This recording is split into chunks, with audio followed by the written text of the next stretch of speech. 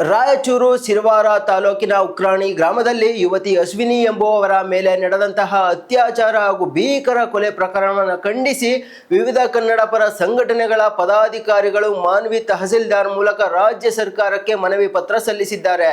ಗ್ರಾಮದ ಯುವತಿ ಅಶ್ವಿನಿ ಬಯಲು ಶೌಚಾಲಯಕ್ಕೆ ತೆರಳಿದ್ದ ಸಂದರ್ಭದಲ್ಲಿ ದುಷ್ಕರ್ಮಿಗಳು ಆಕೆಯ ಮೇಲೆ ಅತ್ಯಾಚಾರ ಎಸಗಿ ಕೊಲೆ ಮಾಡಿ ಮೃತದೇಹವನ್ನು ಗ್ರಾಮದ ಹೊರವಲಯದ ಬಾವಿಗೆ ಎಸೆದಿದ್ದರು. ಈ ಅಮಾನವೀಯ ಕೃತ್ಯವನ್ನ ತೀವ್ರವಾಗಿ ಖಂಡಿಸಿರುವ ಕನ್ನಡ ಪರ ಸಂಘಟನೆಯ ಮುಖಂಡರು ಆರೋಪಿಗಳ ವಿರುದ್ಧ ತಕ್ಷಣವೇ ಕಠಿಣ ಕಾನೂನು ಕ್ರಮ ತಗೊಳ್ಳುವಂತೆ ಆಗ್ರಹಿಸಿದ್ದಾರೆ. ಈ ಸಂಘಟನೆಯ ಮುಖ್ಯ ಉದ್ದೇಶ ಏನು ಅಂತ ಹೇಳಿದ್ರೆ, ಕೃತ್ಯ ಎಸಗಿದಂತಹ ನರಧಾಮಿಗಳಿಗೆ ತಕ್ಷಣವೇ ಗಲ್ಲು ಶಿಕ್ಷೆ ವಿಧಿಸಬೇಕು.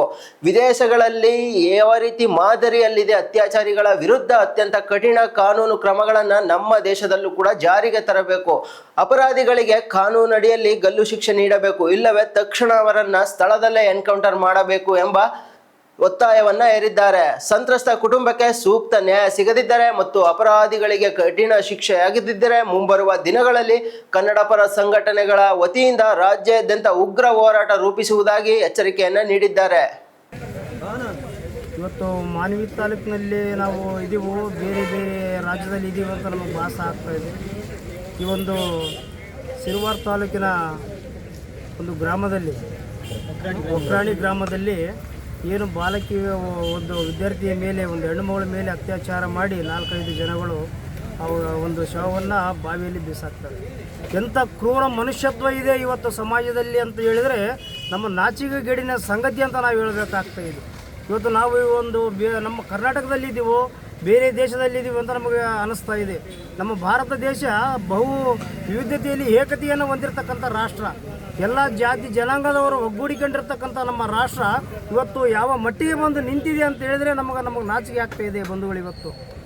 ಇವತ್ತೇನು ಆ ಒಂದು ಅಶ್ವಿನಿಗೆ ಏನು ನ್ಯಾಯ ಆಗಿದೆ, ಆ ಒಂದು ಕುಟುಂಬಕ್ಕೆ ಅನ್ಯಾಯ ಆಗಿದೆ, ಆ ಒಂದು ಕುಟುಂಬಕ್ಕೆ ಸರ್ಕಾರ ಸೂಕ್ತ ರೀತಿಯ ಪರಿಹಾರವನ್ನು ಕೊಟ್ಟು ಆ ಒಂದು ಕಿಡಿಗೇಡಿಗಳನ್ನು ತತ್ಕ್ಷಣವಾಗಿ ಗುಂಡಿಟ್ಟು ಕೊಲ್ಲಬೇಕು, ಇಲ್ಲಂತಂದರೆ ಮರಣದಂಡನೆಯನ್ನು ವಿಧಿಸಬೇಕಂತ ನಾನು ಮನವಿಯನ್ನು ಮಾಡಿಕೊಳ್ತಾ ಇದ್ದೀನಿ. ಮಾನ್ಯ ಮುಖ್ಯಮಂತ್ರಿಗಳಲ್ಲಿ, ಮಾನ್ಯ ಗೃಹ ಸಚಿವರಾಗಿರ್ತಕ್ಕಂಥ ಪ್ರಿಯಾಂಕಾ ಖರ್ಗೆ ಅವರಲ್ಲಿ.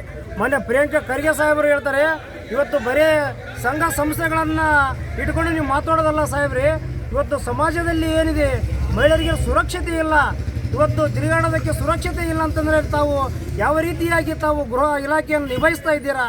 ಬರೀ ಆರೋಪ ಮಾಡೋದಲ್ಲ ಮಾನ್ಯ ಮಂತ್ರಿಗಳೇ. ಇವತ್ತೇನಾದ ಭಾಳಷ್ಟು ಹೆಣ್ಣು ಮಕ್ಕಳಿಗೆ ಹಳ್ಳಿ ಭಾಗದಲ್ಲಿ ಆಗಿರ್ಬೋದು, ಸಿಟಿ ಭಾಗದಲ್ಲಿ ಆಗಿರ್ಬೋದು ಭಾಳಷ್ಟು ಅನ್ಯಾಯ ಆಗ್ತಾಯಿದೆ, ದೌರ್ಜನ್ಯ ಆಗ್ತಾಯಿದೆ. ಅದನ್ನು ಮನಗಂಡು ತಾವು ಕಠಿಣವಾದ ಕಾನೂನನ್ನು ರೂಪಿಸಬೇಕು.